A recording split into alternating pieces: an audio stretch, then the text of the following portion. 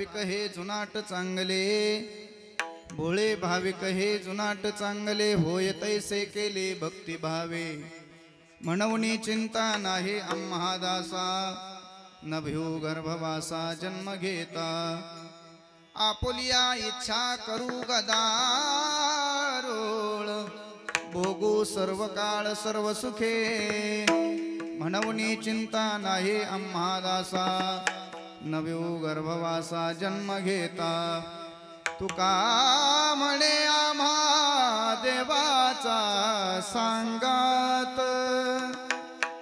तुका म्हणे आम्हा देवाचा सांगात, नाही विसंबत येरा म्हणून चिंता नाही आम्हा दासा, नभ्यो गर्भवासा जन्म घेता, यन्तः प्रविश्य मम वाचमिमां प्रसुप्तां संजीवयत्यखिल शक्तिधर स्वधाम्ना, अन्यौश्च हस्तचरणश्रवणत्वगादीन् प्राणान् नमो भगवते पुरुषाय तुभ्यं, नमः परमहंसाय स्वादितकमलचरणचिन्मकरन्दाय भक्तजनमानसनिवासाय श्रीरामचन्द्राय, पांडुरंगाकारो प्रथम नामान, पांडुरंगाकारो प्रथम नामान, पांडुरंगाकारो प्रथम नामान, पांडुरंगाकारो प्रथम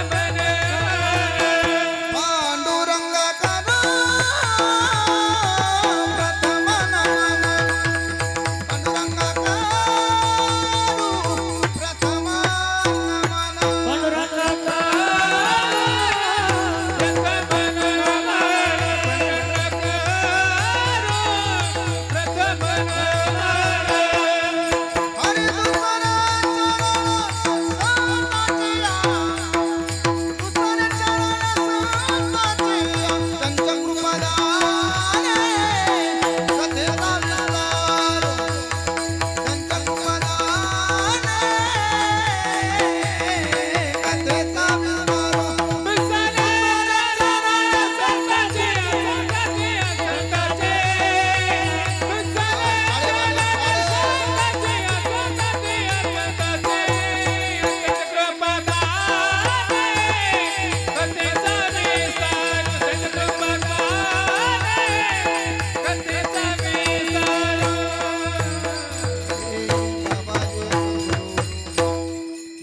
तुका जयांचे केले स्मरण, होय सकळ विद्यांचे अधिकरण, तेचे वंदो श्री चरण श्री गुरूंचे ते नमस्कारोनी आता, नमो सद्गुरु तुकया ज्ञान दीपा,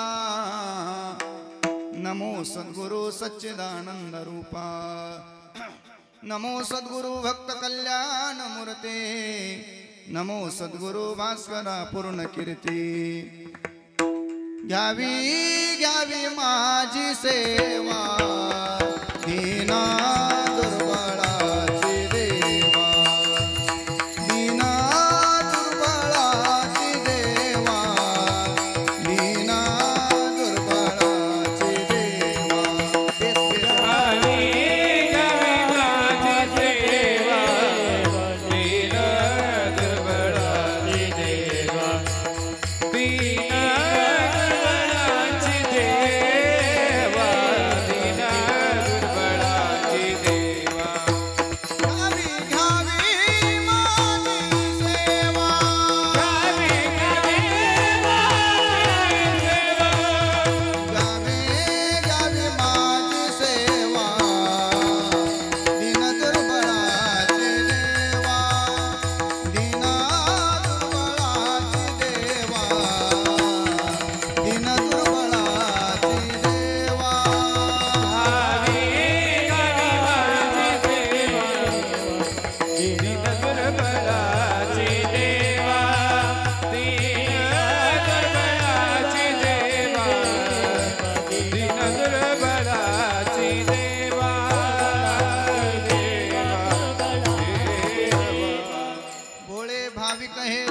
चांगले, होय तैसे केले भक्ती भावे, मनवनी चिंता नाही आम्हा दासा, न भिऊ गर्भवासा जन्म घेता प्रस्तुत प्राप्त प्रसंगी भगवान परमात्म्याच्या चिंतन सेवेकरिता म्हणजे निरूपणाकरिता निवडलेला जो अभंग आहे, आनंद कंद सच्चिदानंद घन परात्पर परब्रह्म पूर्ण प्रकाश भगवान पंढरीधीश पांडुरंगाचे एकनिष्ठ असणारे भक्त, सुखाचं सोलीव सुख आणि अध्यात्माचा गाभा, वारकरी संप्रदायाची तत्व प्रणाली सर्वसामान्यांच्या अंतःकरणामध्ये ज्यांनी नेऊन पोचवण्याची महान क्रांती केलेली आहे, असे असणारे वैराग्य रागरसिक श्रीमंत श्री शब्दप्रभू तुकोबाराया यांचा चार चरणाचा आत्मकल्याणाच्या दृष्टीने स्वतःच्या जीवनामध्ये सिद्ध दशेला प्राप्त झाल्यानंतर जी निश्चिंतता आणि निर्भयता महाराजांच्या ठिकाणी निर्माण झाली, ती निश्चिंतता आणि निर्भयता महाराजांनी आजच्या अभंगात वर्णन केलेलं आहे. विठ्ठल विठ्ठल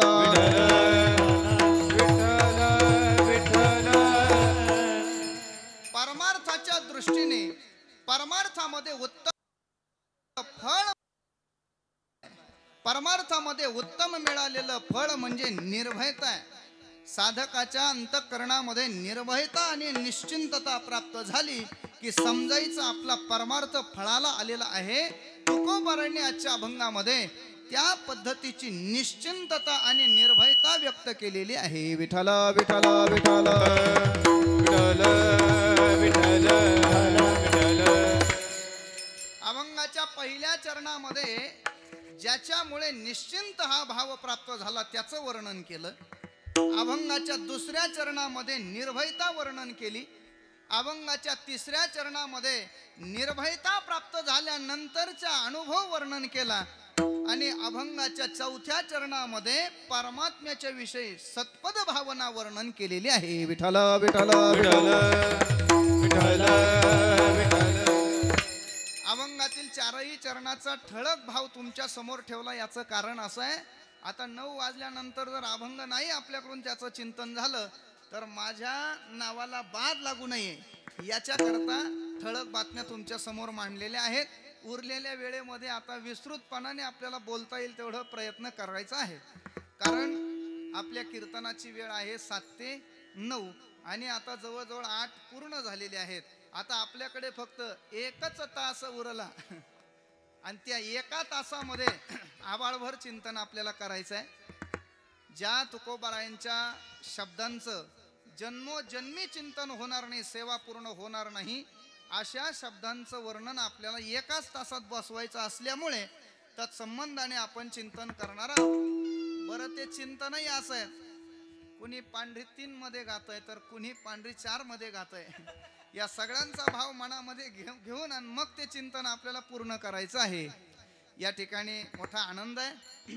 श्री क्षेत्र फरदापूर या गावामध्ये भव्य आणि दिव्य अशा स्वरूपाचा हा सोहळा आपण या ठिकाणी उभारलेला आहे. गुरुवर्य हरिभक्तपरायण श्री संत बाबा भागवत महाराज यांच्या आशीर्वादाने या ठिकाणी हा सोहळा संपन्न होतो आहे. हरिभक्तपरायण दिगंबर भागवत महाराज देवपूरकर यांच्या कुशल मार्गदर्शनाने हा सोहळा या ठिकाणी सुरू आहे. या सोहळ्यामध्ये जवळजवळ 42 वर्षाची सेवा परंपरा या सोहळ्याला लाभलेली आहे. म्हणजे जवळजवळ आपण 3ऱ्या तपपूर्तीकडे आपण पदार्पण करू लागलेलो आहे. अशा पद्धतीचा लावण्याच्या नव्हाळीमध्ये आलेला हा सोहळा आहे आणि म्हणून या वर्षीच्या या सोहळ्यामध्ये थोर थोर महापुरुषांच्या यादीमध्ये माझ्या सामान्य साधकाचा नंबर लागलेला आहे. थोर थोर मंडळी या ठिकाणी उपस्थित आहेत. मृदंगाच्या क्षेत्रामध्ये, गायनाच्या क्षेत्रामध्ये तज्ज्ञ असलेली मंडळी या ठिकाणी उपस्थित आहे का नाही. मृदंगाच्या क्षेत्रामध्ये ज्यांच्या मृदंग वादनाकडे पाहून श्रवण करत असताना प्रत्यक्ष सरस्वतीचं दर्शन होतं, असे निलेशजी महाराज पगार या ठिकाणी उपस्थित आहेत. त्यांना मी धन्यवाद देतो. इकडच्या बाजूला मृदंगाच्या क्षेत्रामध्ये अतिशय चांगलं नाव ज्यांचं आहे असे प्रतीप महाराज या ठिकाणी उपस्थित आहेत. त्यांच्याही चरणी दंडोत प्रणाम आहे. गायनाच्या क्षेत्रामध्ये ज्यांच्या कंठामध्ये सरस्वती आहे असे शरद महाराज या ठिकाणी उपस्थित आहेत. ते गायला लागले की शरद पौर्णिमेचा दिव्य आनंद अनुभवायला मिळतो आहे का नाही. आणि शरद पौर्णिमा आली म्हणजे तिथं चंद्र आलाच. असे चंद्रे महाराजही या ठिकाणी आहेत. आणि त्या चंद्राला क्षय आहे पण या चंद्राला अक्षय आहे असा अक्षय महाराज चंद्र या ठिकाणी उपस्थित आहेत. त्या दोघांनाही माझ्या वतीने शुभेच्छा व्यक्त करतो. आदरणीय महाराज श्री आहेत, प्रसाद महाराज आहेत, भागवत महाराज, मला वाटतं काल्याची सेवा त्यांच्याकडेच आहे, त्यांच्याही चरणी दंडोत प्रणाम आहे. त्यांच्यासह साथीला सागर महाराज आहेत. मला परिचय नाही बरं का तुमचा, म्हणून मी त्यांच्याकडे बघतोय ऐका ना. हे सगळे परिसरातली सगळी मंडळी ज्यांच्या फोनच्या द्वारा मी या ठिकाणी आलो त्या महाराजांनाही सुद्धा धन्यवाद आहे.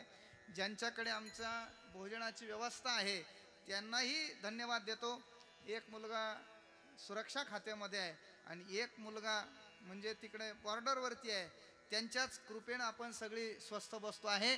आणि म्हणून तुमच्या सगळ्यांच्या बद्दल, ज्यांचा परिचय आहे त्यांच्याही बद्दल आणि ज्यांचा परिचय नाही त्यांच्याही बद्दल माझ्या अंतःकरणात स्वाभाविक प्रेमभाव आदरभाव असल्यामुळे सगळ्यांना मनोभावे वंदन करतो. आणि माझ्या सेवेला पूर्णविराम आपलं नाही तिकडे ऑर्डर आल्याशिवाय आपल्याला पूर्णविराम देता येणार नाही, म्हणून सगळ्यांना धन्यवाद देतो.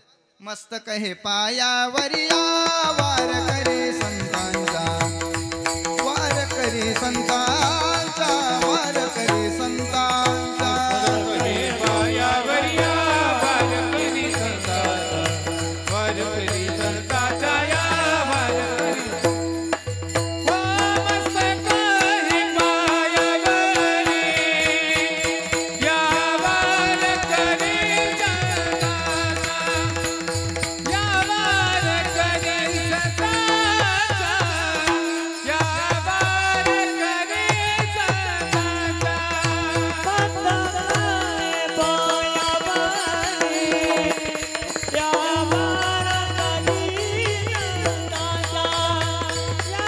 वार करे संतांचा,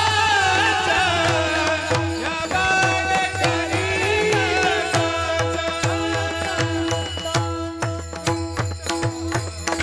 पुन्हा एकदा सगळ्यांना मनोभावे वंदन करतो. माझ्या उजव्या बाजूला चोपदार आहेत, माझ्या डाव्या बाजूला आदरणीय आमचे मित्र रोशन दादा आहे.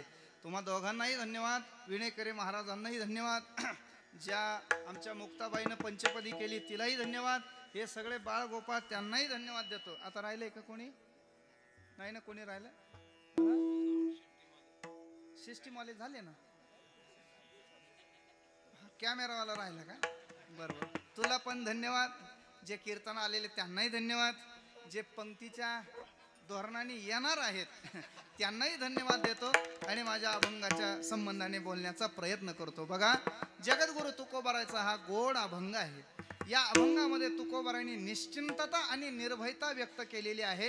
प्रायः आपला जर विचार केला त्यांच्या तुलनेमध्ये तर आपल्याला निश्चिंतता हा मिळालेला नाही, आपल्याला निर्भयता प्राप्त झालेली नाही, आपल्याला भीती आहे, आपल्या अंतःकरणामध्ये चिंता आहे. पण साधू महापुरुषांच्या जीवनामध्ये चिंता नाही आहे, साधू महापुरुषांच्या जीवनामध्ये भय नाही आहे. मला असं वाटतं याचं चिंतन आपण केलं पाहिजे. का त्यांच्या जीवनात भय नाही, त्यांच्या जीवनात चिंता नाही, आणि का आमच्या जीवनात भय आहे, आमच्या जीवनात चिंता आहे.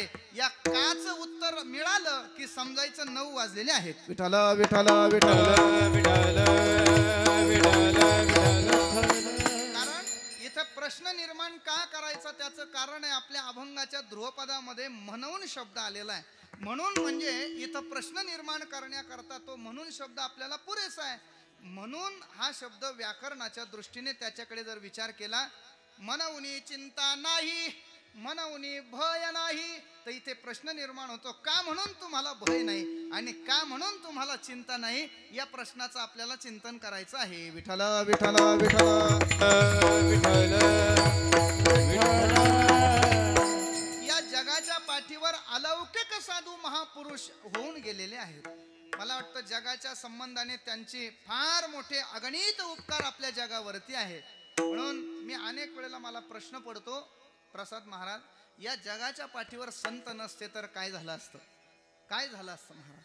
या जगाच्या पाठीवर संत नसते तर काय झालं असतं? ऐका, संत नसते तर ग्रंथ नसते, ग्रंथ नसते तर पंथ नसता, आणि पंथ नसता तर आम्हाला तुम्हाला भगवंत कुठून कळाला असता. म्हणून फार मोठे उपकार आहेत. आपल्या जीवनामध्ये आम्हाला संत अनुभवायला मिळाले, संतांच्या नंतर ग्रंथ अनुभवायला मिळाले, संत आणि ग्रंथाच्या मध्ये आम्हाला पंथ अनुभवायला मिळाला. म्हणून संत ग्रंथ पंथ या तिघांच्यामुळे आम्हाला भगवंत कळाला. म्हणून संतांचे आमच्यावर फार मोठे उपकार आहेत. त्यातले त्यात संतांच्या नंतर आम्हाला जन्म मिळाला, म्हणून संतांचं चरित्र आम्हाला ऐकायला मिळतंय. संतांच्या अगोदर आम्ही जन्माला येऊन मेलो असतो तर कदाचित संत दर्शन आम्हाला झालं नसतं, संत ग्रंथ आम्हाला मिळाले नसते. ज्या राजमार्गावर आपण परमार्थ करतो आहे तो राजमार्ग आम्हाला पाहायला मिळाला नसता. म्हणून फार मोठे आपले उपकार आहेत आणि फार मोठं आपलं भाग्य आहे. पहिलं भाग्य आपलं भरतखंडे नरदेह प्राप्ती, हे तो परम भाग्याची संपत्ती. भारत देशामध्ये आम्हाला जन्म मिळाला हे फार मोठं भाग्य. कोणत्या भारत देशामध्ये? ज्या भारत देशामध्ये ऋषी मुनी जन्माला आले, ज्या भारत देशामध्ये जाणता राजा जन्माला आला, ज्या भारत देशाच्या मातीमध्ये छावा जन्माला आला, ज्या भारत देशाच्या मातीमध्ये आम्ही जन्माला आलो, अशी अधिकार संपन्न माती, त्या मातीमध्ये आम्हाला जन्म मिळाला. फार मोठं भाग्य. यह योग ऋषी मुनी जपते, राम नाम की माला, राम नाम की माला. यह सत्य अहिंसा और धर्म का पग पग लगता डेरा. भारत देश है मेरा, ताली वाजवा जरा. भारत देश है मेरा, भारत देश है मेरा, भारत देश है मेरा. जहाँ डाल डाल पर सोने की चिड़िया करते हैं बसेरा.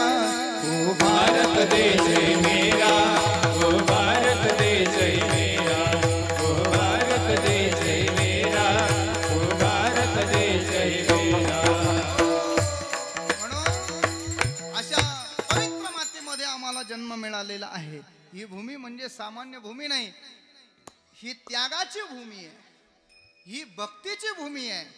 याच मातीमध्ये रामकृष्णादी अवतार झाले, याच मातीमध्ये परमार्थ घडतोय, याच मातीमध्ये ऋषीमुनी अवताराला आले. आपण जर दिल्लीच्या पलीकडच्या बाजूला जर गेलात तर तिकडे गेल्यानंतर ती देवभूमी आहे. म्हणून प्रत्येक चौका चौकामध्ये असे बोर्ड लावलेले आहेत आणि लिहिलेलं आहे. आपण जर बद्रीनाथ केदारनाथ धामाकडे गेलेला असाल तर तुम्हाला लगेच चटकन लक्षात येईल. असे हात जोडलेले असतात आणि खाली लिहिलेलं असतं देवभूमी में आपका स्वागत है, लिहिलेलं असतं की नाही. मला असं वाटतं त्यांचा आदर्श आपल्या प्रशासनाने घेतला पाहिजे आणि प्रत्येक चौका चौकामध्ये प्रत्येक वळणा वळणामध्ये असे हात जोडलेले असावेत आणि खाली लिहिलेलं असावं संतों के भूमि में आपका स्वागत है, संतों के भूमि में आपका स्वागत है. मला असं वाटतं त्यांच्यामुळेच आपल्या देशाची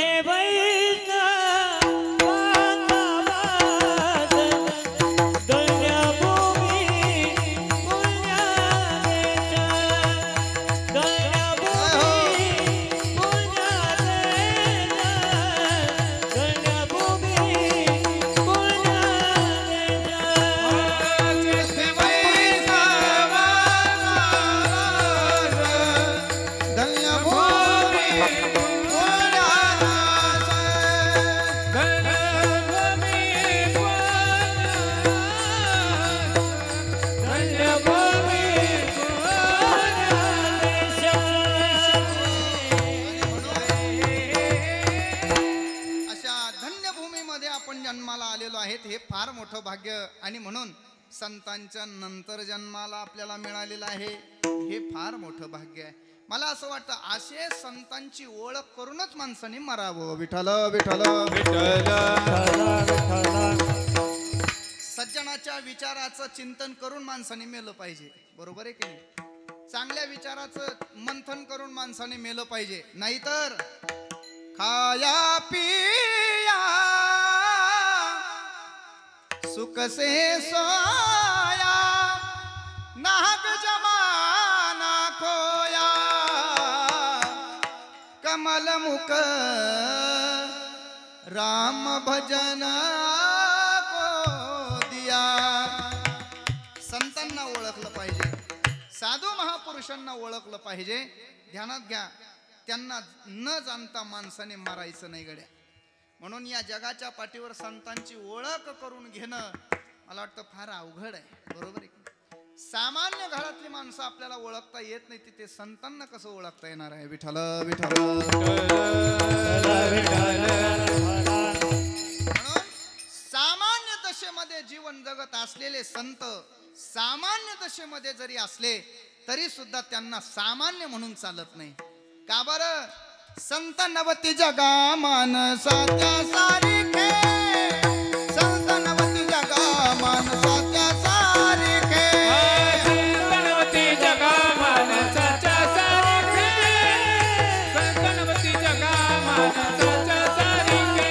समुद्र नदी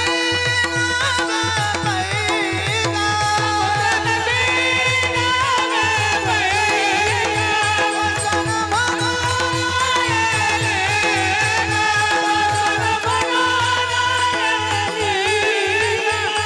हरी संत नवती जगा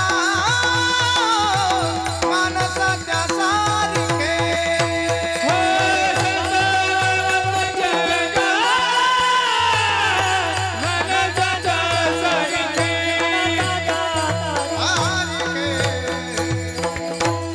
संत नवते जगा मानसाच्या सारिखे. सामान्य दशेमध्ये जीवन जगतात म्हणून त्यांना सामान्य म्हणता येतं का हो? सामान्य म्हणता येत नाही. उदाहरण दिलं महाराजांनी. समुद्र नदी नवी पैगा. समुद्र पाण्याचाच आहे, नदी पाण्यानेच भरलेली आहे, पण नदीला मात्र समुद्र म्हणता येत नाही. समुद्र स्वतःच्या मध्ये व्यापकता दर्शवतो, नदीच्या ठिकाणी व्यापकता दर्शवता येत नाही. हा फरक त्यांच्या दोघांमध्ये. पाषाण म्हणू नये लिंगा. बांधावरच्या दगडाला भगवान भोलेनाथांचं शिवलिंग म्हणता येत नाही. मंदिरातलं शिवलिंग वेगळं आणि बांधावरचा दगड वेगळा. दोघं एका जातीचे जरी असले तरी सुद्धा त्यांना एक मानता येत नाही. महाराजांनी फार मोठ्या अभंगामध्ये फार फार उदाहरणं दिलेली आहेत. महाराज म्हणले, पृथ्वीची या पोटी हिरा गारगोटी, दोन्हीशी समान मोलू नये. पृथ्वीच्या पोटामध्ये हिरा जन्माला येतो, त्याच पृथ्वीच्या पोटामध्ये गारगोटी सुद्धा जन्माला येते की नाही? पण ऐका ना, हिरा तो हिरा आणि गारगोटी ती गारगोटी. हिरा जर मिळाला तर मला असं वाटतं तो विशेष ठिकाणी जाऊन त्याला जागा मिळते, पण गारगोटी जर पाहिली तर कुठेही पडलेली असते. गारगोटीचा वापर आपल्याला सगळ्यांना माहिती आहे कुठे होतो. आपण कांद्याच्या भागातले माणसं आहोत, बरोबर आहे की नाही? मग कांदे कापायला आमच्या माय माऊल्या गेल्यानंतर कापता कापता जर वेळा बोथट झाला, मग त्या मालकाला सांगतात कानस आणा. तर मालकाला वेळेवर कानस मिळत नाही आणि मग त्या म्हणतात नसू द्या, मिळू द्या. आणि मग तिथे शोधतात, गारगोटीचा खडा मिळतो, त्यांना वेळा घसतात. आहे का नाही?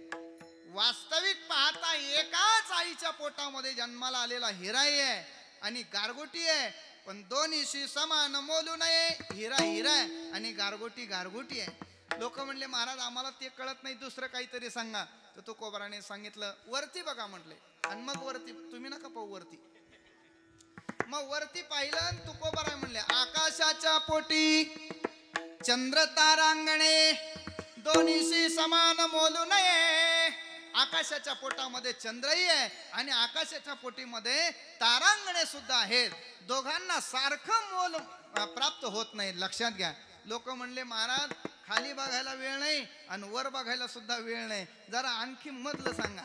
आणि मग तुकोबाराय म्हणले, ऐका, दुधाची अंगी निघे ताक दोणे, दुधाची अंगी निघे ताक दोणे, दुधाची अंगी निघे ताक दोणे, दुधाची अंगी निघे ताक दोणे.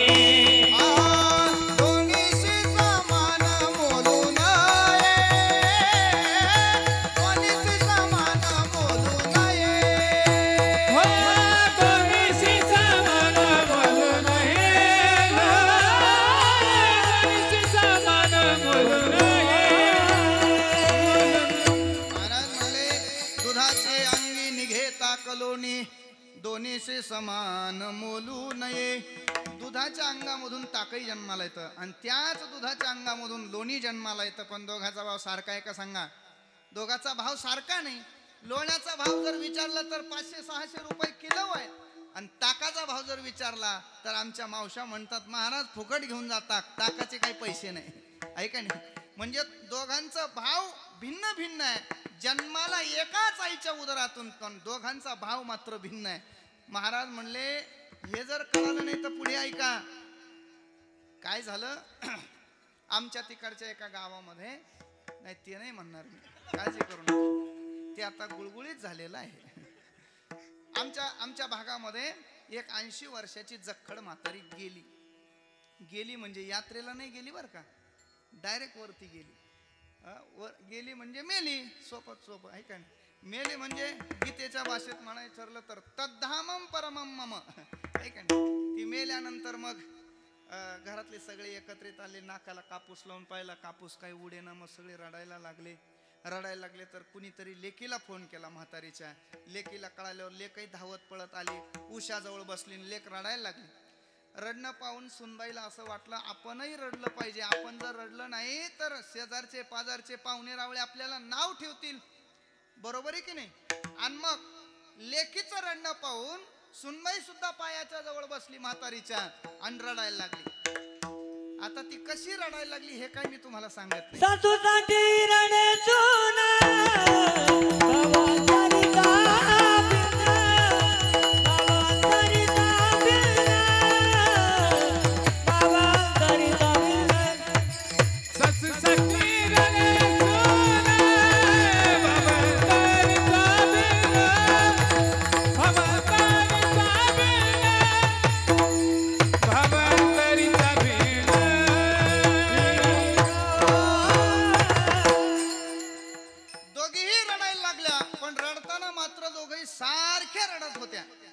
पण खरं सांगा, महिलांना मी प्रश्न विचारतो, खरं बोलायचं, कीर्तनाच्या मंडपात खोटं बोलायचं नाही. खरं सांगा, माय मेल्यानंतर लेकीचं रडणं स्वाभाविक आहे का?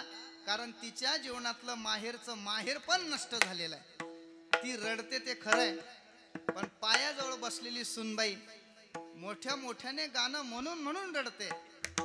खरं सांगा, तिचं रडणं खरं आहे का? अय सुना, बाहेरून त्या रडतात पण आतून मात्र आनंद झालेला असतो. बरं झालं एकदाची गेली. हे आपल्याला पाहायला जाणलं नाही पण तुकोबारांनी जाणलं. सासूसाठी रडे सून पण भाव अंतरीचा भिन्न. हे जसं आहे त्या पद्धतीचं संत सामान्य दशेमध्ये जरी असले तरी सुद्धा त्यांना सामान्य म्हणून चालत नाही.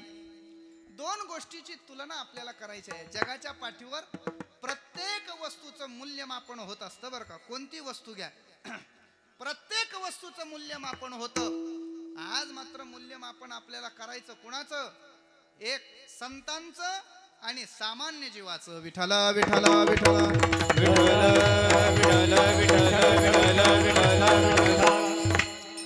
तुलनात्मक बोलायचं जर ठरलं तर संतांना जाणण्याकरता दोन गोष्टी अपेक्षित आहेत. कोणत्या? एक, पहिलं, वस्तुमूल्याने संतांना जाणण्याचा प्रयत्न करा. नाही जमलं तर भावमूल्याने त्यांना जाणण्याचा प्रयत्न करा.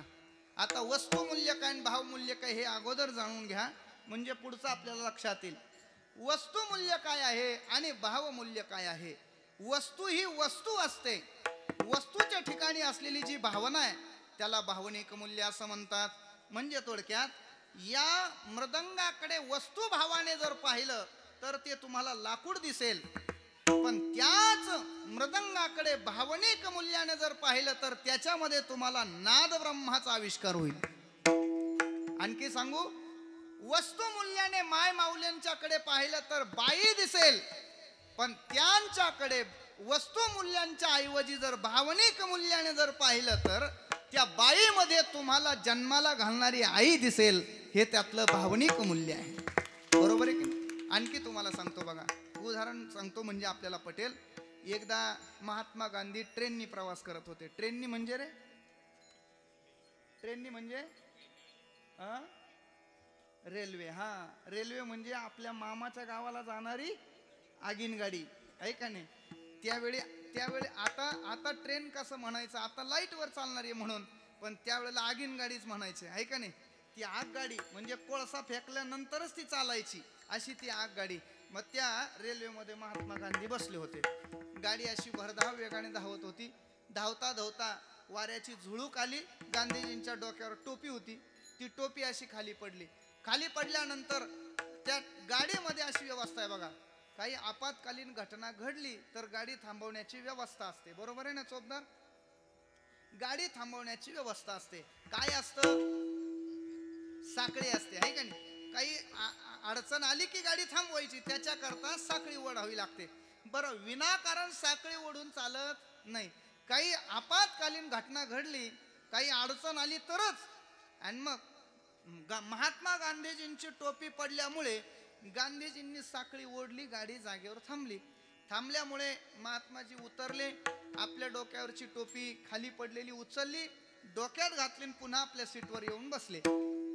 अधिकारी चौकशी करता येऊ लागला. का हो, तुम्ही साखळी ओढली का, तुम्ही साखळी ओढली का, तुम्ही साखळी ओढली का, चौकदार तुम्ही साखळी ओढली का. नाही, असं करत करत करत महात्माजींच्या, का हो तुम्ही साखळी ओढली का. महात्मा गांधी सत्यवादी असल्यामुळे ते म्हणले हो मी साखळी ओढली. आणि मग का बरं साखळी ओढली, म्हणले माझ्या डोक्यावरची टोपी खाली पडली होती, ती टोपी घेण्याकरता मी साखळी ओढली. तर अधिकारी चिडला. अधिकारी म्हणला काय कमाल आहे राव तुमची, काय कमाल आहे, 1.5 दमडीच्या टोपी करता तुम्ही एवढी मोठी गाडी थांबवली. काही कळायला पाहिजे तुम्हाला, काही तुम्हाला एवढं सुद्धा कळू नये. टोपीची किंमत काय आहे फारशी, 1.5 दमडीची टोपी, आणि त्याच्याकरता तुम्हाला एवढी मोठी तुम्ही गाडी थांबवली, हे चांगलं नाही केलं. काय किंमत आहे त्या टोपीला. अनेक वेळेला तो बोलायला लागला 1.5 दमडीची टोपी, 1.5 दमडीची टोपी. त्यावेळेला गांधीजींनी त्याच्या तोंडाला बोट लावलं. गांधीजी म्हणले भल्या माणसा, तुझ्यासाठी ती 1.5 दमडीची असेल, पण माझ्यासाठी मात्र ती माझ्या भारताची शान, माझ्या भारताची टोपी आहे. त्या टोपीवरून कळतं महाराज, त्या टोपीवरून कळतं हा इकडचा आहे का तिकडचा आहे का नाही. त्या टोपीवरून कळतं. आणि कीर्तनात जर एखाद्याने टोपी जर घातलेली नसेल, आता इथं भरपूर उमेदवार आहेत तसे, पण खालचे शहाणे माणसं म्हणतात ते टोपी घाल म्हणजे टोपीची किंमत फार आहे की नाही. मला असं वाटतं वस्तू मूल्याने जर विचार केला तर टोपीची किंमत खरंच 1.5 दमडीची आहे, बरोबर आहे की नाही. तुम्ही टोपी घातलेली मंचर टोपी फार फार तर 30-40 रुपये, 30 रुपये तिची किंमत आहे. 40 रुपये ना, 40 रुपये. थोडं त्याच्या खाली आमच्या वारकऱ्याची जर टोपी असली तर ती 20 रुपयाची आहे, बरोबर आहे की नाही. आणि त्याच्या आणखी थोडं तुम्ही जर खाली आले, लग्नात देण्याचा आहेर, ती टोपी जर पाहिली तर अगदी 1 रुपयापासून सुरुवात आहे का नाही. म्हणजे टोपीला वस्तू मूल्याने काही किंमत नाही, पण भावनिक मूल्याने जर त्या टोपीकडे पाहिलं तर तिची किंमत फार मोठी आहे. विठ्ठल विठ्ठल विठ्ठल विठ्ठल विठ्ठल. आणि म्हणून याला वस्तू मूल्य म्हणायचं. टोपीची वस्तू मूल्याने जर किंमत केली तर 1.5 दमडीचीच असेल त्या काळामध्ये, पण भावनिक मूल्याने जर विचार केला तर तिला त्याबद्दल बोलायचंच नाही महाराज, तिची किंमतच होऊ शकत नाही. आणखी सांगू का तुम्हाला, आणखी तुलनात्मक जर बोलायचं ठरलं तर जे गाथ्यामध्ये आहे त्याबद्दल तुलना करू आपण. म्हणले गाथ्यात कशाचं वर्णन आहे, मग आपल्याला पंढरपूरचा आणि रावणाचं वर्णन करता येईल आपल्याला. मी तुम्हाला प्रश्न विचारतो बघा, मला सांगा नदी काठच्या जमिनीला भाव जास्त असतो का समुद्राच्या काठच्या. तुमचं काय म्हणणं आहे. नदीच्या काठाच्या, बरोबर ना. आता कल्पना करा, कल्पना बर का, गोदावरीच्या काठावर माझी 10 एकर शेती आहे. म्हणजे आता तशी नाही बर का, कीर्तनापुरती आहे. आणि मग कांदे केले तर चांगले राहत नाही, ऊस केला तर कोले खाऊन जातात, आणखी मका केली तर डुकरं खाऊन जातात, आणि मग काय परवडे ना शेती. मग मी असा विचार केला, नदीच्या काठची जमीन विकायची आणि समुद्राच्या काठी जमीन घ्यायची. जमेल का. म्हणजे थोडक्यात मुंबईला जमीन घ्यायची, जमेल का. नाही जमणार. का बरं, कारण नदी काठच्या जमिनीपेक्षा समुद्राच्या काठच्या जमिनीला भाव जास्त आहे. इथं 10 एकर जर विकली आणि मी विचार केला भाऊच्या धक्क्याला एखादा गुंठा जरी घ्यायचा ठरला तर या 10 एकरात तिढ होणार नाही. का बरं? त्या समुद्राच्या काठच्या जमिनीला भाव जास्त आहे. आता कल्पना करा, विचार करा, नदीच्या काठी राहणारा मोठा का समुद्राच्या काठी राहणारा मोठा? कोण मोठा आहे? आताच तुम्ही सांगितलं ना, नदी काठच्या जमिनीपेक्षा समुद्राच्या काठच्या जमिनीला भाव जास्त आहे. किंवा विचार करा, नदी काठचा श्रीमंत का समुद्राच्या काठचा श्रीमंत? समुद्राच्या काठचा श्रीमंत. आता ऐका, नदी काठी राहणारा पांडुरंग परमात्मा आहे आणि समुद्राच्या काठी राहणारा लंकेचा राजा रावण आहे. मग आता मला सांगा, नदी काठचा श्रीमंत का समुद्राच्या काठचा श्रीमंत? तुम्ही जोपर्यंत माझ्या पार्टीत येत नाही तोपर्यंत मी थांबणार नाही गड्या. ऐका, वर्णन असं केलेलं आहे पांडुरंगाचं. भीमा तिरी एक वसविले नगर, त्याचे नाव पंढर पुर रे. त्याचं वर्णन केलेलं आहे. तेथील मोकासी 4 भुजा त्यासे, बाईला 16,000 रे. भीमा तिरी एक वसविले नगर. पांडुरंग परमात्मा नदीच्या काठी राहतो आणि राजा रावण समुद्राच्या काठावर राहतो. आता ऐका, त्या दोघांची तुलना जर करायला आपण घेतली तर नदी काठी राहणारा पांडुरंग परमात्मा हा तिथला कोण आहे? गावचा पाटील आहे. विठू पाटील त्याचे नाव, म्हणजे पंढरपूरचा पाटील पांडुरंग परमात्मा आहे. त्या तुलनेत जर रावणाचा विचार केला तर लंकेचा रावण कोण आहे? ग्रामपंचायत सदस्य. कोण आहे? और म्हणजे राजा आहे तो. मग आता मला सांगा, सरपंच मोठा का पंतप्रधान मोठा? पंतप्रधान मोठा, बरोबर आहे की नाही? मग आता सरपंच कोण आहे? पांडुरंग परमात्मा आहे. आणि राजा कोण आहे? रावण आहे. मग रावण मोठा का पांडुरंग मोठा? आता पुढे आहे का, तेथील मोकासी 4 भुजा त्यासी. पांडुरंगाला 4 भुजा आणि एकच मुख आहे. पण त्या तुलनेत रावणाचा जर विचार केला तर त्याला तोंड किती आहेत? 10 तोंड आहेत आणि हात 2च धरा. म्हणजे थोडक्यात शरीराच्या दृष्टीने विचार केला तर 4 पंच 20, म्हणजे 4 पटीनं त्याला हात जास्त आहे. 10 तोंड आहे. आता मला सांगा, 1 तोंडावाला मोठा का 10 तोंडावाला मोठा? बोला ना. आणखी पुढे वर्णन करतो, ऐका. बाईला 16,000 रे. पांडुरंगाला 16,000 बायका आहेत, आहे का नाही? 16,108 बायका आहेत परमात्म्याला. पण त्या तुलनेत रावणाचंही वर्णन संतांनी केलेलं आहे. काय वर्णन केलेलं आहे का? 80 सहस्र जया सुंदर कामिनी. काय वर्णन केलेलं आहे? 80 सहस्र म्हणजे 80,000 बायका आहे. बरं, कशा आहेत त्या? कशा आहेत? नकटी, चपटी, हेंद्री, हकनी, सुंदर कामिनी, अशा देखण्या बायका आहेत. कोणाच्या? रावणाच्या. आता मला सांगा, 16,000 वाला मोठा का 80,000 वाला? आणखी पुढे ऐका. तुम्ही परत कीर्तन झाल्यावर माझ्या नावाने बोंबलले नाही पाहिजे म्हणून बरं का. आणखी तुम्हाला पुष्टी देतो, ऐका.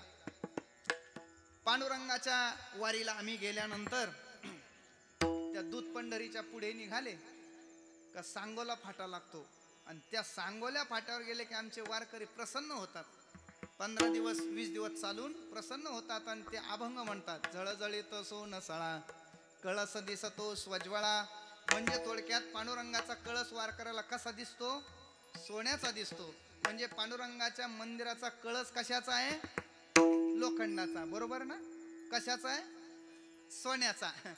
त्या तुलनेत जर रावणाचा विचार जर केला तर असं वर्णन आहे. 7 कोटी घरे तेथे काशा आणि तांब्याचे, शुद्ध कांचनाची सप्तकोटी लंका त्याची सोन्याची आहे. मग आता मला सांगा, ज्याचा फक्त कळस सोन्याचा आहे तो श्रेष्ठ आहे का ज्याची लंका सोन्याची आहे तो श्रेष्ठ आहे? ज्याची लंका सोन्याची आहे तो श्रीमंत आहे. बरोबर आहे की नाही? नाही. आता कीर्तन संपल्यावर तुम्ही घरी जाताना एखाद्या माय माऊलीची मुरणी खाली पडू द्या आणि एखादीला दिसू द्या, सोडून जाल का तुम्ही? सोडून जाल? काय सोन्याला भाव आहे महाराज. आता मुलाचं नाव सोन्या ठेवायला सुद्धा लोक घाबरायला लागले. हो, अवघड आहे.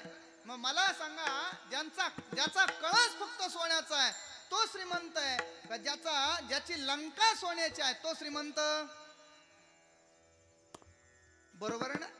म्हणजे ज्याची लंका सोन्याची आहे तो श्रीमंत आहे. बरोबर आहे की नाही? मग आता एक काम करा. काय करा? आता पंढरपूरची वारी बंद करा आणि कुठली चालू करायची? लंकेची चालू करा. जमतंय का? जमतंय का?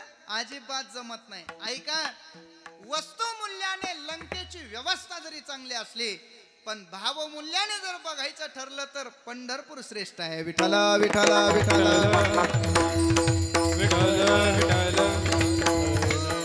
पंढरपूर का श्रेष्ठ आहे? कारण पंढरपूरचा महिमा वर्णन करत असताना संतांनी मोठं वर्णन केलेलं आहे.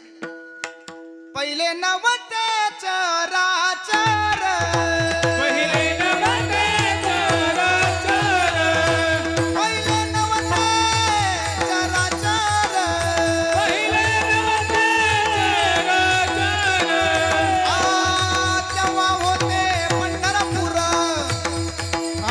तेव्हा होते पंढरपूर, हो, तेव्हा होते पंढरपूर, तेव्हा होते पंढरपूर.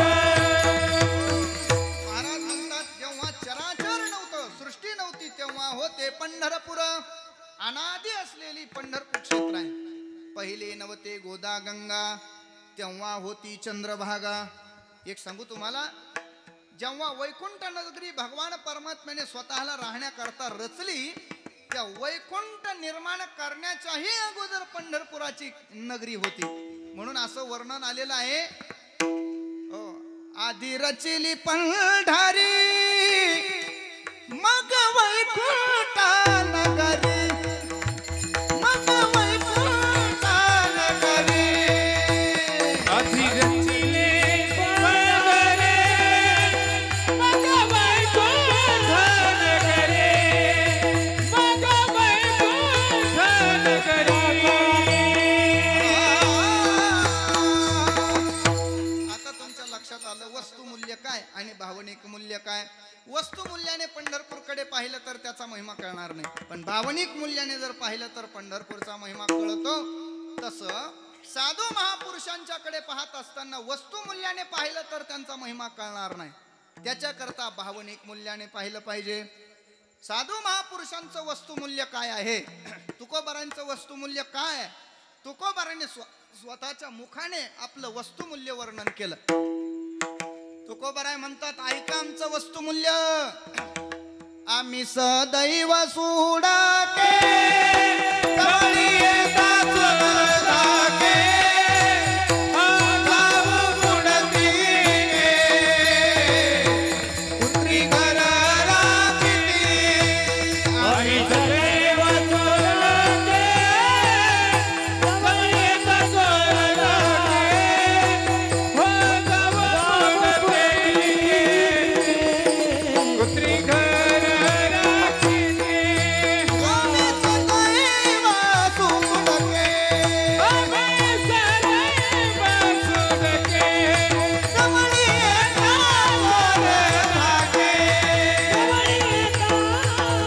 सुडाके.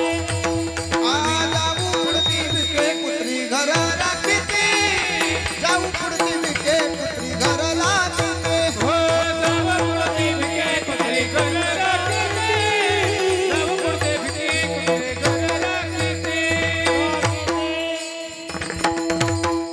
महाराजांचं वस्तुमूल्य महाराजांनी स्वतःच्या मुखाने सांगितलं. आम्ही सदैव सुडके, जवळी येता चोर धाके, जाऊ पुढती भिके कुत्री घर राखीती. म्हणजे थोडक्यात महाराजांचं वस्तुमूल्य फार खालावलेलं आहे. प्रपंचामध्ये माणसाला कमीत कमी या 3 गोष्टी तरी कमावता आल्या पाहिजे. कोणत्या कोणत्या? अन्न, वस्त्र, निवारा. या 3 गोष्टी माणसाला कमावता आल्या पाहिजे. माणसाच्या जीवनामध्ये ह्या 3 मूलभूत गरजा आहे. एक चौथी वस्तू त्याच्यामध्ये ऍड करावी लागेल आपल्याला. काय? अन्न, वस्त्र, निवारा आणि मोबाईल. या 3 चौथी गोष्ट आपल्याला त्याच्यात घ्यावं लागेल. मूलभूत गरजेमध्ये मोबाईल शिवाय पोरं जेवत सुद्धा नाही हो. मोबाईल शिवाय परवा मी एक रील पाहिली मोबाईलला चालता चालता. तर ती आई, ते लहान पोरग होतं 2-4 महिन्याचं.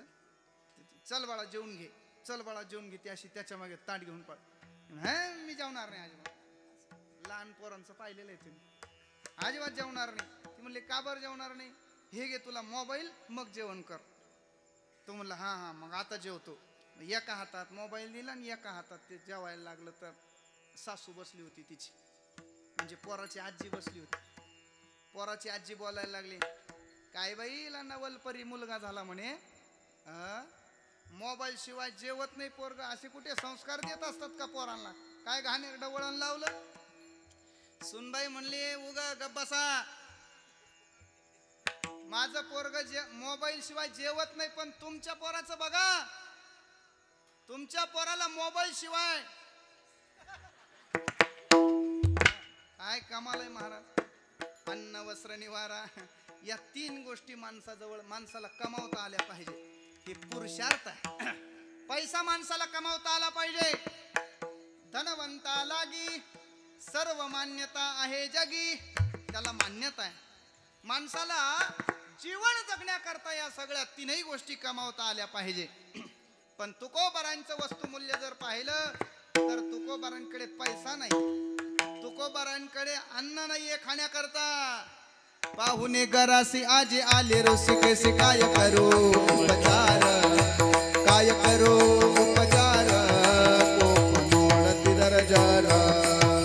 पाहुणे घराची आजी आले ऋषिकेशी, काय करू उपचार, काय करू उपचार, काय करू उपचार, कोप मोडती दर्जार.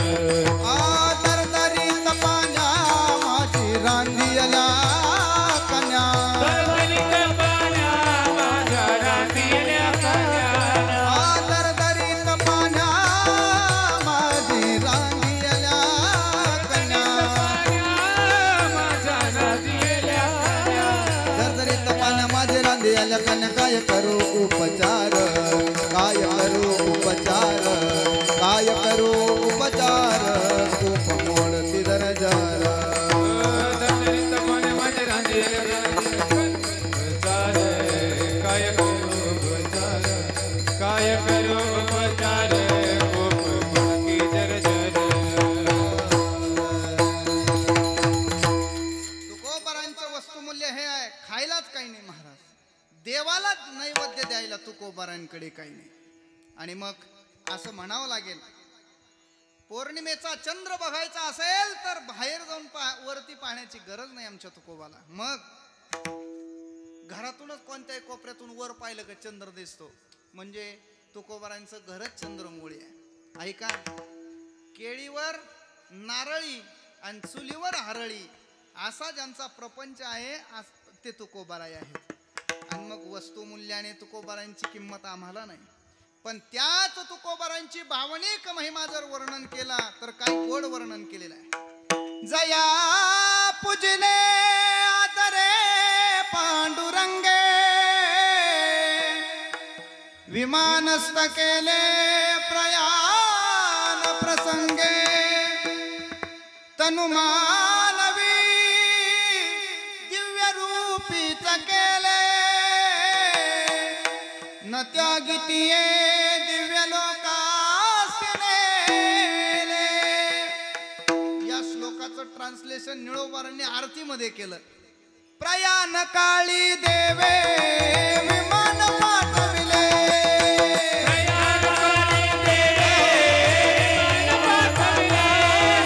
कळीच्या काळा माझी अद्भुत वर्तविले,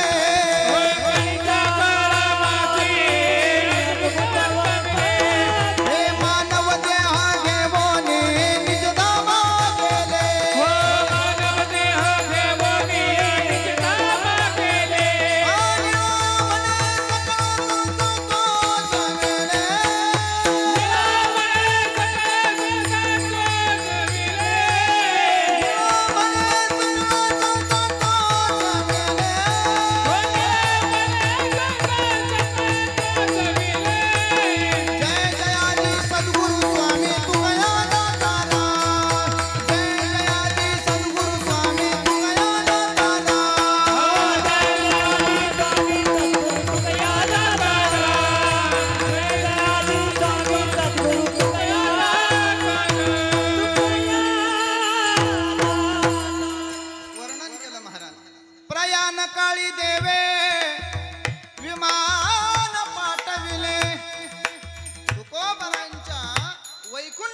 सोहळ्याचा प्रसंग तुम्ही बघा.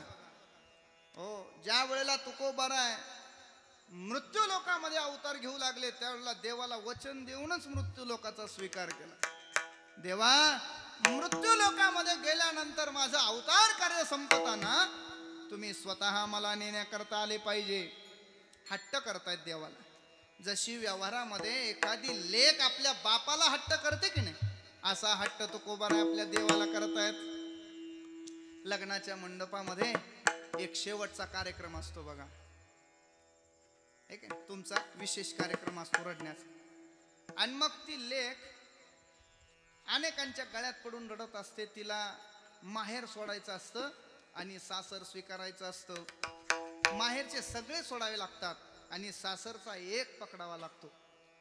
कमाल आहे महाराज तुमची. तुमच्या चरणावर दंडोत प्रणाम केला पाहिजे.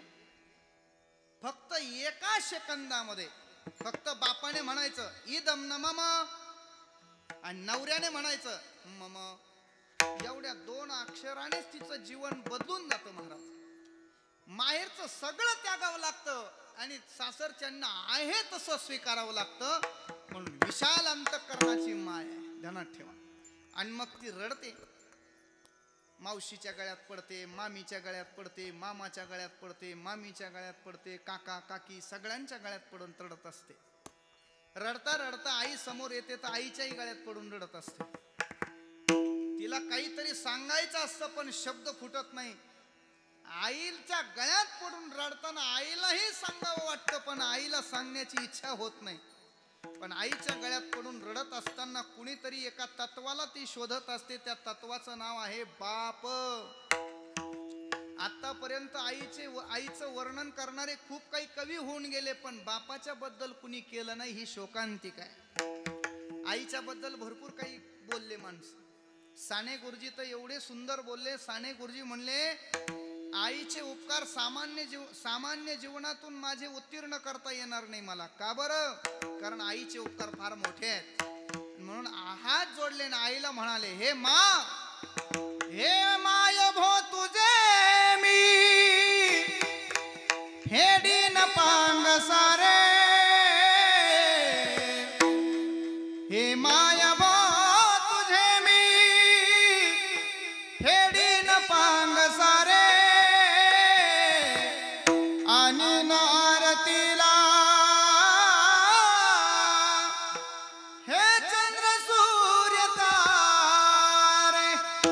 हे मा, तुझ्या उपकारातून उत्तीर्ण होण्याकरता चंद्र सूर्य तारे आणून तुझी आरती ओवाळली तरी सुद्धा तुझ्या उपकारातून मी उत्तीर्ण होऊ शकत नाही.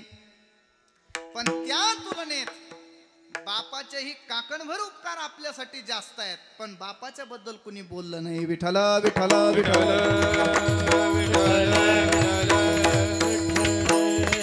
मग ती लेक आपल्या बापाला शोधायला लागली. आईच्या गळ्यात पडून रडता रडता बापाला पाहिलं तर बाप कुठेतरी एका मंडपाच्या खांबाला असा धैर्याने टेकून उभा आहे.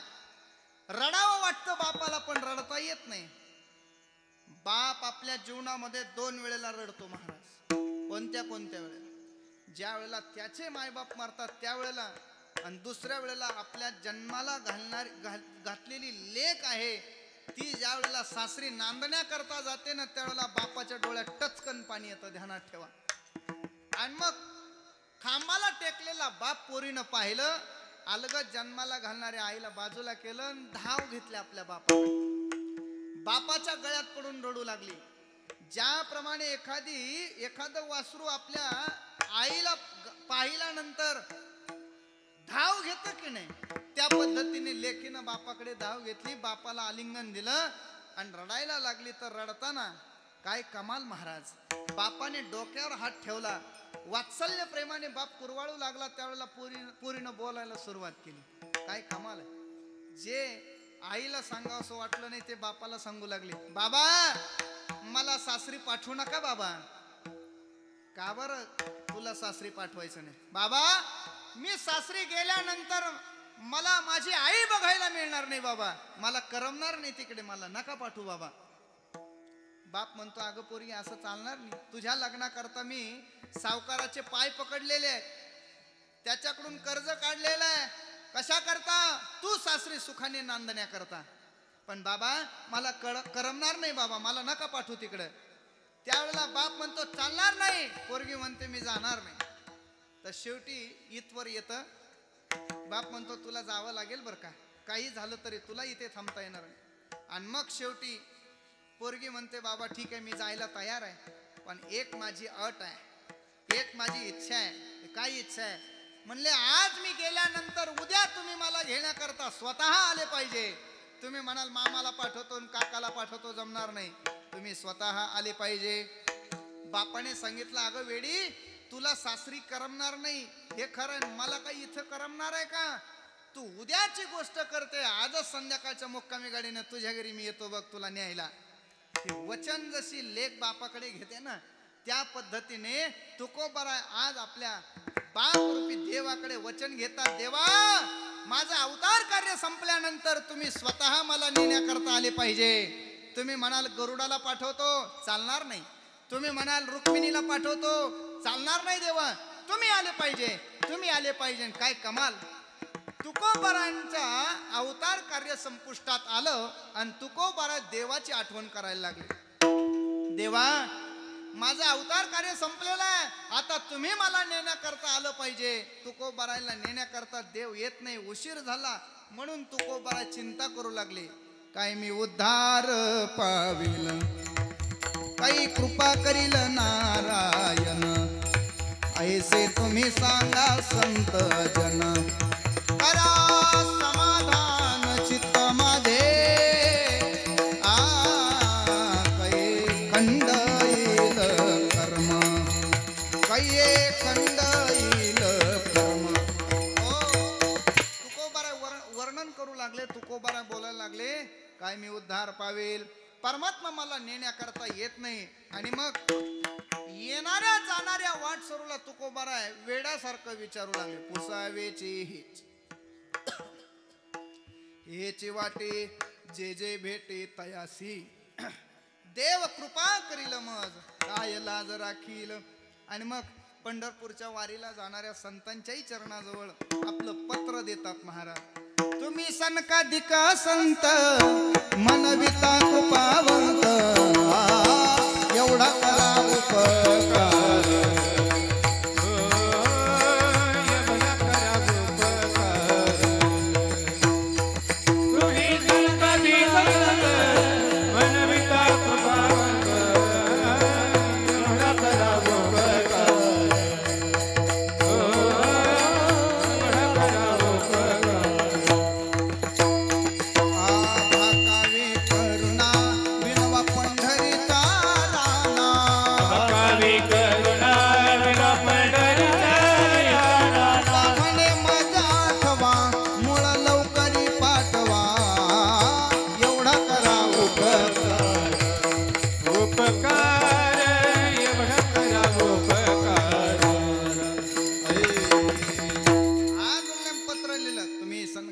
संत म्हणविता कृपावंत, एवढा करा उपकार, देवा सांगा नमस्कार. बाकावी करुणा, विनवा पंढरीचा राणा, आणि तू काय म्हणे मजा आठवा, मुळ लवकरी पाठवा. देवाला पत्र मिळालं, काळजी करू नका तुकोबाराया, मी तुमचा निरोप मला मिळालेला आहे, मी तुम्हाला नेण्याकरता येणार. आणि मग ठरल्याप्रमाणे बरोबर तुकोबारांना नेण्याकरता अष्टमीलाच देहू गावामध्ये भगवान परमात्म्याचं प्राकट्य झालं. तुकोबाराया, ठरल्याप्रमाणे तुम्हाला नेण्याकरता मी आलेलो आहे, चला. तुकोबाराय म्हणले कमाल आहे देवा, अरे 2 दिवसावर शिमगा सण आलाय आणि तर सणाचं सण सोडून कुठं पण वैकुंठाला जायचं. थांब 2 दिवस, माझ्या जिजाच्या हातचे मांडे भोजन खाऊन बघ काय रुचकर आहे, वैकुंठात नाही ते. देव म्हणले ठीक आहे. शिमग्याचा सण, पुरणपोळीचं जेवण झालं. पुन्हा तुकोबारा जेवण झाल्यानंतर देव म्हणले चला ना, आता 9 वाजायचा वेळ झालाय. नाही देवा, आता 2 दिवसावर पुन्हा एकादशी आली आणि एकादशीच्या दिवशी वैष्णवाने क्षेत्र सोडायचं नाही. कस काय क्षेत्र सोडता येईल? आणि मग देव म्हणले मग काय करायचं? काही नाही, हरिनाम कीर्तन, हरी कीर्तन करायचं, जागर करायचं. एकादशीच्या दिवशी अहर्निशी नामस्मरण करायचं असा एकादशीचा नियम आहे महाराज. आता त्या तुलनेत आपली एकादशी वर्णन करण्याजोगीच आहे का नाही? आमची एकादशी दशमीच्या दिवशीपासूनच सुरुवात होते महाराज. आम्हाला घरचे म्हणतात, महाराज उद्याची एकादशी आहे, संध्याकाळी 2 घास जास्त खा. म्हणजे 2 घास जास्त आम्ही खातो. पुन्हा एकादशीच्या दिवशी कार्यक्रमाला महाराज थोडे सफरचंद घेता का, आज एकादशी आहे का नाही? आणि पुन्हा द्वादशीला सुद्धा घरी गेल्यानंतर घरचे म्हणतात, महाराज 2 घास जास्त खा, कालची एकादशी होते. आता असा जर उपवास आपला असेल तर काय उपयोगाचा आहे का नाही? दिवसभर चरतो आपण आणि एकादशी धरितो, अशी एकादशी नाही. मग सुंदर पवित्र ब्रह्ममुहूर्तावर तुकोबाराय उठले. एरवी पांडुरंगाच्या मूर्तीच्या समोर काकडा व्हायचा तुकोबारायांचा, पण आज मात्र प्रत्यक्ष परमात्म्याचं मुखमंडल श्रीमुख आपल्या मांडीवर घेतलंय. आणि ज्याप्रमाणे एखादी माय आपल्या लेकीच्या वात्सल्य प्रेमाने डोक्यावरून हात फिरवते, त्याप्रमाणे तुकोबाराय पांडुरंगाच्या डोक्यावरून हात फिरवायला लागले आणि तुकोबाराय बोलायला लागले, देवा उठा पांडुरंगा दर्शन द्या सकाळा.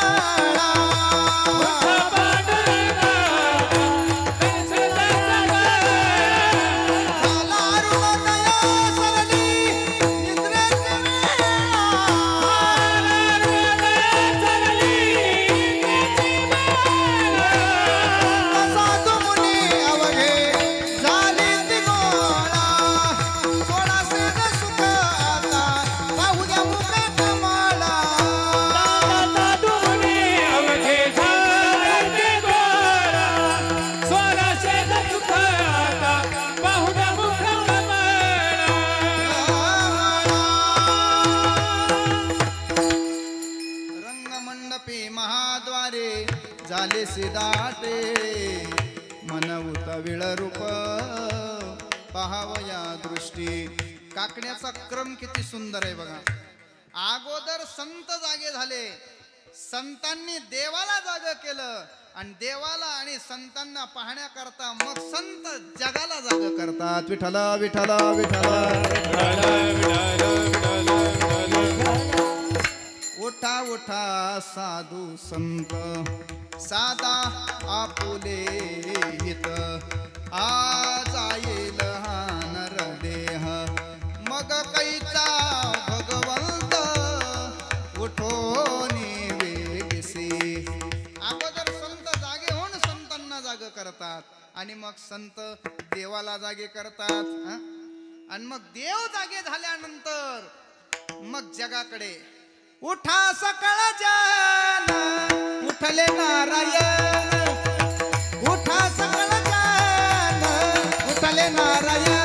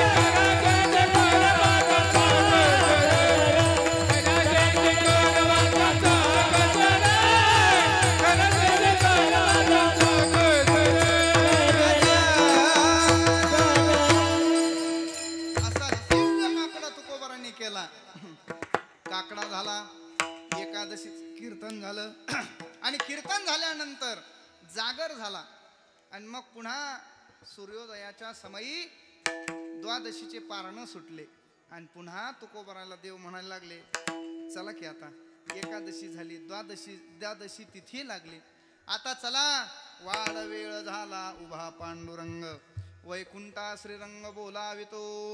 आणि मग तुकोबारा वैकुंठाला निघायला सुरुवात झाली तर सगळ्यांना म्हणू लागले, चला आम्ही जातो तुम्ही कृपा सुद्यावी. आम्ही चाललोय बघा वैकुंठाला आणि आपण सगळ्यांनी आमच्या बरोबर यावं. सगळ्या जगाला म्हणायला लागले, चला चला वैकुंठाला, चला वैकुंठाला. पण काय दुर्दैव लोकांचं, लोक म्हणले महाराज तुम्ही वैकुंठाला तुम्ही एकटे जा, आम्हाला नाही यायचं तुमच्याबरोबर. मग म्हणले आम्हाला कांदे लावायचे, आम्हाला ऊस लावायचा नाही, पाऊस पडला तर कमीत कमी जेवारी आम्हाला पेरावी लागेल, गुरंढोरं राखायचे, आमचा प्रपंच मोठा करायचा, आम्हाला वैकुंठाला येऊन कसं चालेल, बरोबर आहे की नाही. महाराज तुम्ही जा. तुकोबाराय गेले आपल्या पत्नीच्या जवळ, आई साहेबांना म्हणले, जिजा चल माझ्या बरोबर वैकुंठाला. त्यावेळेला जिजाबाई म्हणल्या, अहो 2 दिवसावर माझी म्हैस व्यायला झालेली आहे, तिचं दूध कोणी काढणार, तिला खायला कोण घालणार. म्हणले मला नाही जमायचं तुमच्या वैकुंठाला यायला, जावा तुम्ही. आणि मग शेवटी तुकोबाराय म्हणले कोणी वैकुंठाला येणार, एकटे निघाले. लोक म्हणले महाराज जाता जाता आशीर्वाद देऊन जा. तुकोबाराय म्हणले कर्मधर्म तुमचे असावे कल्याण, घ्या माझे वचन आशीर्वाद. आणि मग असा दिव्य भाव त्याच्यामध्ये. आणि मग तुकोबाराय वैकुंठाला जात असताना काय कमाल आहे, तुकोबारांनी आपल्या बरोबर विणा नेला, तुकोबारांनी आपल्या बरोबर गळ्यातल्या तुळशीच्या माळा नेल्यात, तुकोबारांनी चिपळ्या बरोबर नेल्यात. मला असं वाटतं जगाच्या पाठीवर एकमेव साधू महापुरुष असतील ते तुकोबाराय सदेह वैकुंठ गमन केलं. विठ्ठला विठ्ठला पुढी सहित झाला गुप्त तुका. हे तुकोबारांचं भावनिक मूल्य आहे. असं वर्णन आहे, तुका विष्णू नाही दुजा. तुकोबारांच्या नावातच एवढं सामर्थ्य आहे महाराज. तुका राम तुका राम तुका राम तुका राम तुका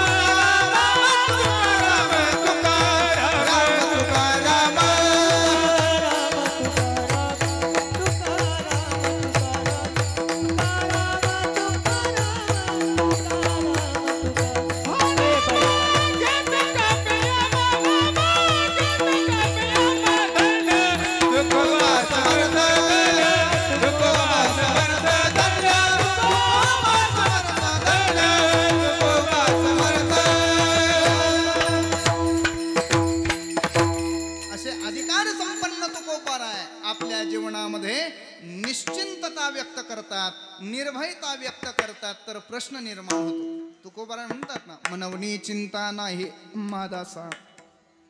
महाराज तुमच्या जीवनामध्ये निर्भयता काय, तुमच्या जीवनामध्ये निश्चिंतता का आहे. तर तुकोबाराने त्या प्रश्नाचं उत्तर अभंगाच्या पहिल्या चरणात दिलं. भोळे भाविक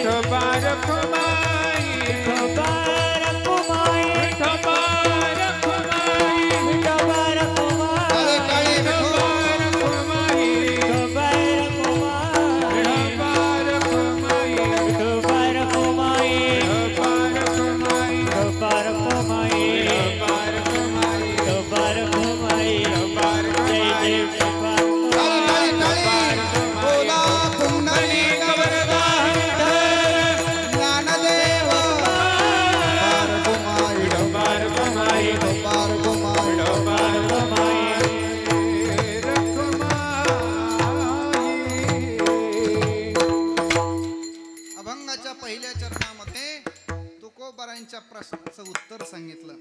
महाराज, का तुमच्या जीवनामध्ये निश्चिंतता प्राप्त झालेली आहे, का तुमच्या जीवनामध्ये निर्भयता प्राप्त झालेली आहे?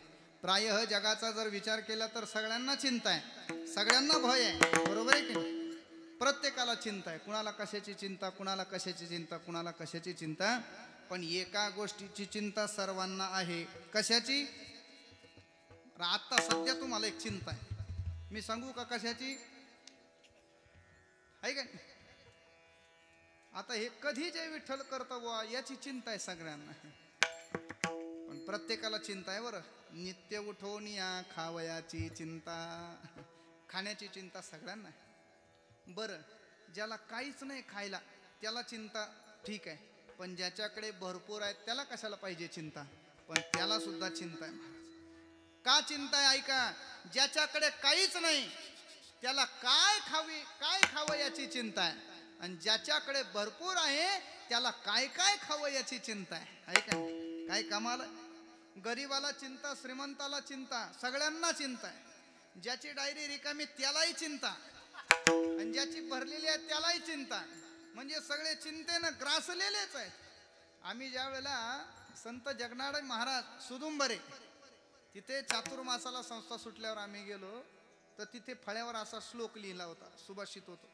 चिता चिंता समख्याता बिंदू मात्र विशेषता, निर्जीवम दहते चिता सजीवम दहते चिंता. अगदी अणुस्वराचा फरक आहे. काय? निर्जीवाला जाळणारी काय आहे? चिता आहे, एकदाच जाळते की नाही. पण चिंता नावाचा रोग एवढा भयंकर आहे, जिवंत माणसाला क्षणाक्षणाला जाळण्याचं कार्य करतो, ते चिंता नावाचा रोग आहे. अशी चिंता प्रत्येकाला आहे. भयाच्या बाबतीतही कुणाला भय नाही, सर्वांना भय आहे. कुणाला कशाचं भय, कुणाला कशाचं भय, पण एका गोष्टीचं सर्वांना भय आहे. चोपदार कशाचं? बायकोच. एका गोष्टीचं. भागवतामध्ये श्लोक आलाय बा. कालव्याल मुखग्रास त्रास निर्नाश हेतवे, काल रूपी सर्प सामान्य जीवाला गिळंकृत करण्याकरता सज्ज झालेला आहे. त्या काळाची भीती सगळ्यांना आहे. ज्ञानोबाराय वर्णन करतात. पाहे पा केवडा पसरला से चवळा, करोनिया माझी वडा आकारासी. प्रत्येकाला मृत्यूचं भय आहे, ध्यानात ठेवा. मिसकॉल आला रे आला, बाड बिस्तर गुंढाळायचं आणि त्याच्याबरोबर निघायचं. काय कमाल आहे. एका विचारवंतांनी बोललेले शब्द आहेत. मला असं वाटतं त्यातला भाव फार सुंदर आहे, म्हणून म्हणायचं. मौत जब तुझको आवाज देगी, घर से बाहर निकलना पड़ेगा. बरोबर आहे.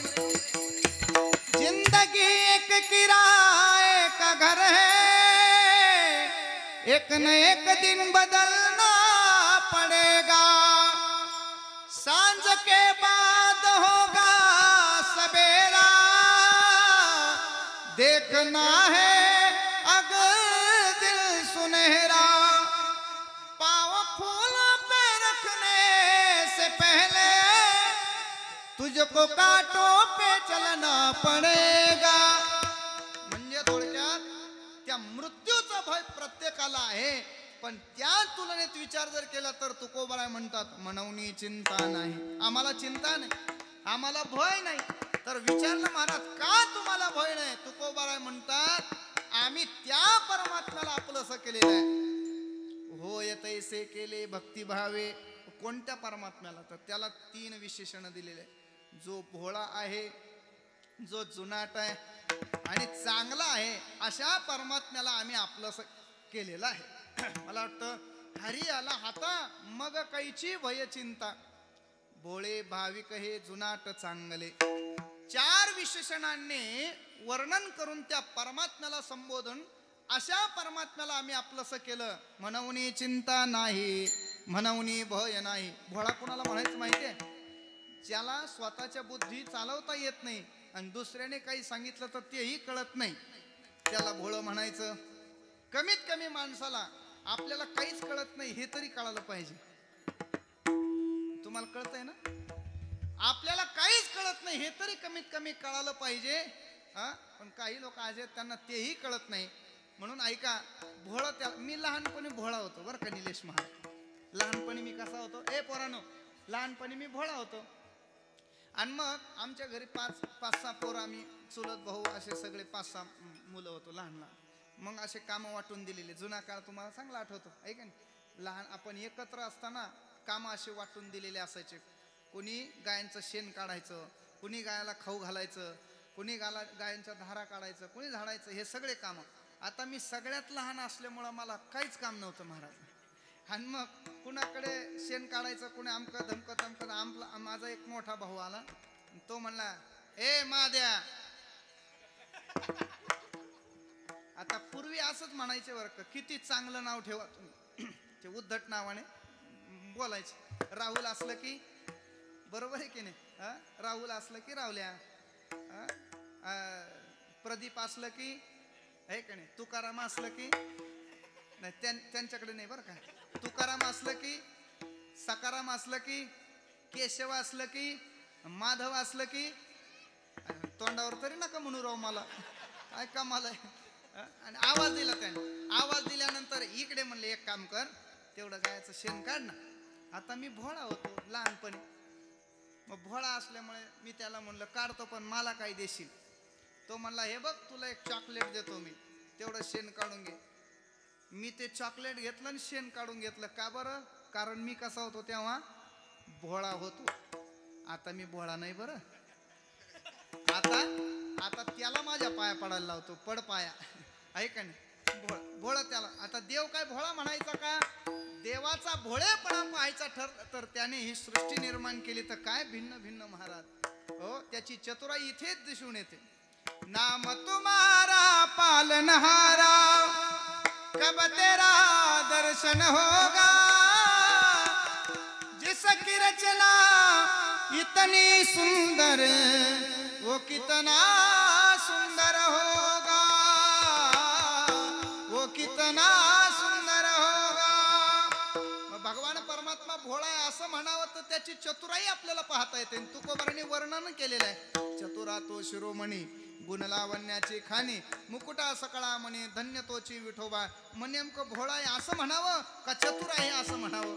तर याच्या करता एकच युक्ती लावायची, भोळ्या करता भोळा होतो आणि चतुरा करता चतुर होतो. विठ्ठला विठ्ठला. भोळा भाविक कुणाला म्हणायचं? भाविक कीर्तनामध्ये आपण म्हणतो की नाही, कीर्तनाला आलेले सर्व भाविक. पण ध्यानात ठेवा बरं का, सगळेच भाविक नसतात. काही चप्पल चोर सुद्धा असतात. कीर्तनाला आल्यानंतर महाराज सांगतात, अरे कीर्तनाला आले तर काहीतरी घरी घेऊन गेलं पाहिजे. एक जणांनी आपली तुटकी ठेवली आणि चांगली घालून महाराजाचीच नेली महाराज. आणि मग तो म्हणला, अरे महाराज म्हणले होते काहीतरी नेलं पाहिजे, मी चप्पल आणली महाराजाची. आहे का नाही. सगळेच भोळे नसतात. म्हणून ज्ञानोबाराय म्हणले, गाते श्रोते आणि पाहते, चतुर विनोदे दुष्टिते, स्वहंभावे पूर्ण ज्ञाते, या सकाळा ते विनवितो. या सगळं अनेक वर्गातले त्यातले भाविक असतात. भाविक म्हणजे एखाद्या ज्ञानोबारांची ओवी सांगितली तर त्यांना आनंद वाटतो, एखादी चांगली चाल म्हटली की त्यांना आनंद वाटतो. भावनेनं भाविक होऊन आनंदाने डुलतात, नाचतात, नृत्य करतात. मग भगवान परमात्मा भाविक आहे का? आहे ना. कसा भाविक आहे? नामदेवरायांच्या कीर्तनात देवाने नाचावं आणि धोतर फिटेपर्यंत नाचावं म्हणून देव भाविक आहे. ऐका, पवित्र वाळवंटामध्ये नामदेवरायांचं भजन कीर्तन चालायचं, सार्वभौम कीर्तन. आणि देव टाळ घेऊन उभा राहायचे.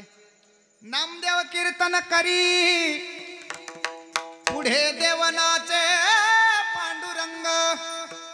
पांडुरंग परमात्मा नाचायचं. आणि काय कमाल महाराज, अभंग बोलता रंग कीर्तनी भरला,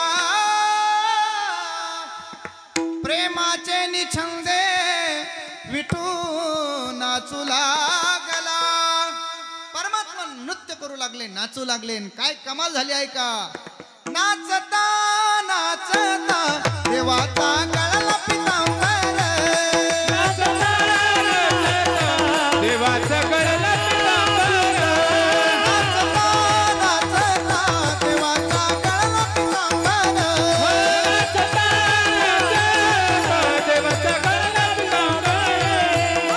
स्वामी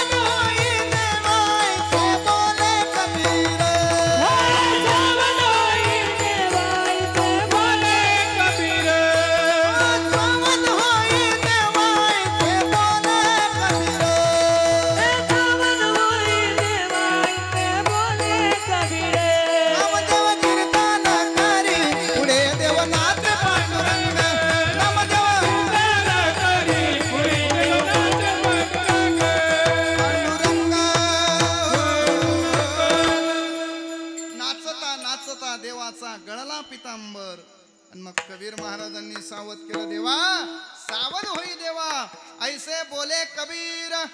म्हणजे धोतर फिटेपर्यंत परमात्मा नाचले, देहभाव विसरून अष्टसात्विक भावाने परमात्मा त्या कीर्तनामध्ये नाचू लागले. म्हणून तो भाविक आहे, जुनाट आहे, जुनाट जुगाडीचे नाणे. लक्षात आलं आमच्या. महाराज चांगला कसा आहे एकच प्रमाण सांगतो आणि शेवेला पूर्ण विराम देतो. चोखोबारायांच्या पत्नीचं बाळंत पण केला एवढा चांगला आहे. चोखोबाची बहीण झाला सारंगधर, वहिनी उघडा दार हाका मारी. मला असं वाटतं चोखोबारांच्या पत्नीचं बाळण पण देवाने स्वतःच्या हाताने केलं, लाज बाळगली नाही महाराज. एवढा तो चांगला आहे.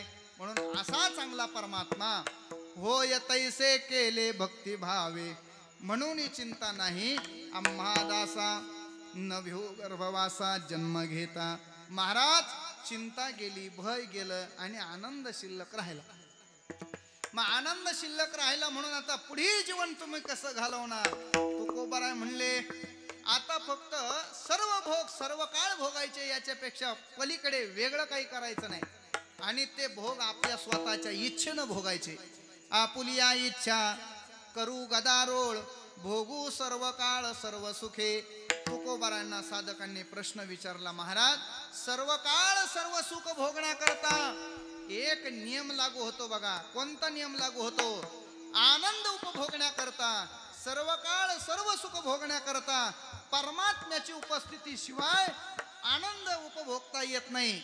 मग याबद्दल तुमचं काय मत आहे? तुकोबाराय म्हणले, अरे त्या बाबतीत आम्ही देवाला विसरत नाही. बरोबर आहे की नाही? नाही नाही, आम्ही देवाला विसरत नाही यात नवल नाही, देवच आम्हाला विसरत नाही. तू का म्हणे आम्हा, तू का म्हणे आम्हा देवाचा सांगात, देवाचा सांगात. तू का म्हणे आम्हा, तू का म्हणे आम्हा, तू का म्हणे आम्हा देवाचा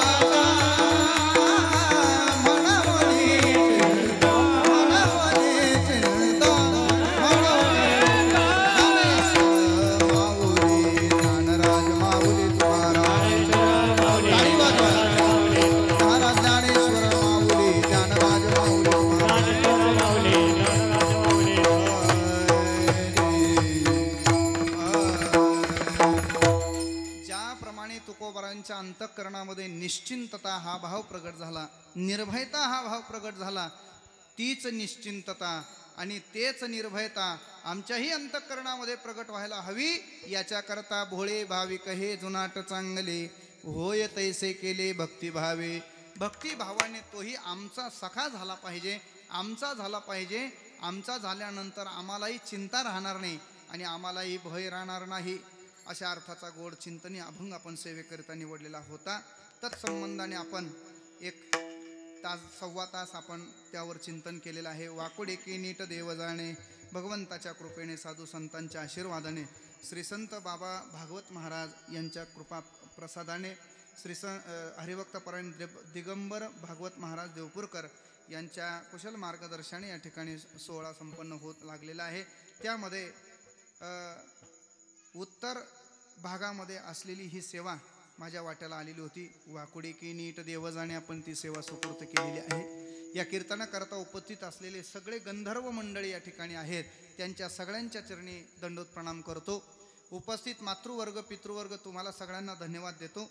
ज्यांच्या सहकार्यातून आजची जी अन्नदानाची पंगत आहे असे आपल्या सगळ्यांचे परिचयाचे आणि कीर्तनाचंही ज्यांच्याकडे सौजन्य त्यांनी घेतलेलं आहे श्री खंडेराव कारभारी रानडे, म्हणजे या रानडे भाऊंनी अन्नदानाची व्यवस्था या ठिकाणी केलेली आहे. महाराजांचं सौजन्य त्यांनी स्वतःकडे घेतलेलं आहे. असे दानशूर माणसं आपल्या गावामध्ये फार मंडळी आहेत आणि म्हणूनच आपल्या सगळ्यांच्याच सहकार्याने हा सप्ताह मोठा मोठा होऊ चाललेला आहे. भगवान परमात्म्याला विनंती करतो, हे प्रभू, आमचं 43वे वर्ष आहे. या 43व्या वर्षामध्ये आमचा उत्साह, आमचा आनंद हा असाच टिकून राहिला पाहिजे आणि आमच्या या आनंदाच्या द्वारा, आमच्या उत्साहाच्या द्वारा ते 43व्या वर्षातलं पदार्पण हळूहळू हळूहळू शताब्दी महोत्सवापर्यंत पोहोचावं आणि तो आनंद आम्हाला महाराष्ट्रभर सगळ्या लोकांना घेता यावा अशी परमात्म्याकडे इच्छा वर्णन करतो आणि याच ठिकाणी वाणीला पूर्ण विराम देतो. तुकाराम तुकाराम तुकाराम तुकाराम हरी तुकाराम तुकाराम तुकाराम तुकाराम तुकाराम तुकाराम तुकाराम तुकाराम तुकाराम तुकाराम तुकाराम तुकाराम तुकाराम तुकाराम तुकाराम तुकाराम बोला पुंडलिक वरदान ज्ञानदेव हरिनाथ भगवान की जय.